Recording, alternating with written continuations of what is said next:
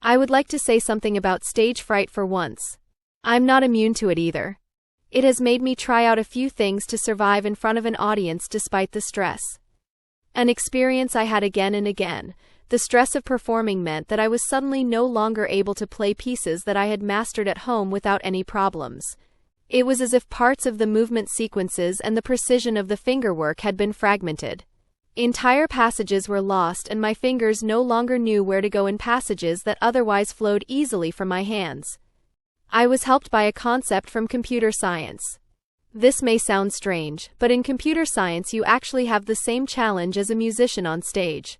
You have to design systems in such a way that they continue to function under particular loads and despite the failure of individual components.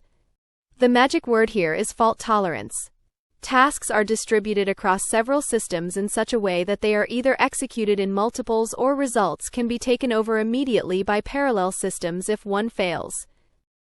When we play a piece of music by heart, we do so in a very similar way.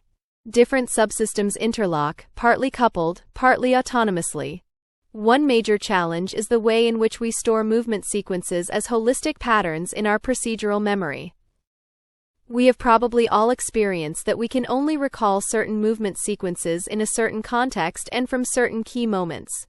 If we want to start at a point in the middle of a memorized sequence, we are at a loss and don't know what to do next. The fingers move on the basis of practiced movement sequences stored in procedural memory. This happens largely unconsciously. If we now rely entirely and one-dimensionally on the movement sequences stored in procedural memory, this is exactly what happens. When the body shows stress signals such as trembling and palpitations, the processes are blocked or can no longer be called up at all. We can prevent a total blockage by activating parallel systems that are not affected by the stress signals, for example cognitive content. Instead of letting our fingers search, we go through the processes in our minds using the chord structures or note names. Language centers in the brain review grammatical constructs. Now comes a second inversion of a C major chord, now follows a scale fragment, starting on the third and so on. In addition, there is an instance that monitors compliance with contrapuntal rules. Our metrical sense incorporates rhythmic patterns, the eye provides spatial orientation and so on. Recalling subsystems only works, of course, if we have consciously trained them beforehand.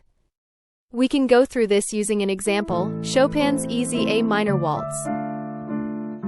The first thing we do is determine the key we are moving in. Then, for example, we can memorize the sequence of rhythm patterns: quarter upbeat, 2 quavers, quarter, quarter upbeat, 2 quavers, half a note. Then change to the beginning on the first note, continuous eighth notes, 2 eighth notes, half a note. Add the typical simple waltz accompaniment in the left hand. Next, we name the sequence of notes out loud or quietly: E, A, B, C.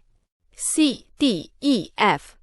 B, C, D, A, G, F, and so on. The next system we can build up is the harmony: 1 bar of A minor in root position, 1 bar of D minor in second inversion, 1 bar of G major with minor 7th root position without 5th, 1 bar of C major in second inversion. We can do the functional analysis for this: minor tonic, minor subdominant, dominant chord to the parallel major key, tonic of the parallel major key. This may all sound very complicated, but if we are familiar with music theory, and this is highly advisable, it comes quite naturally.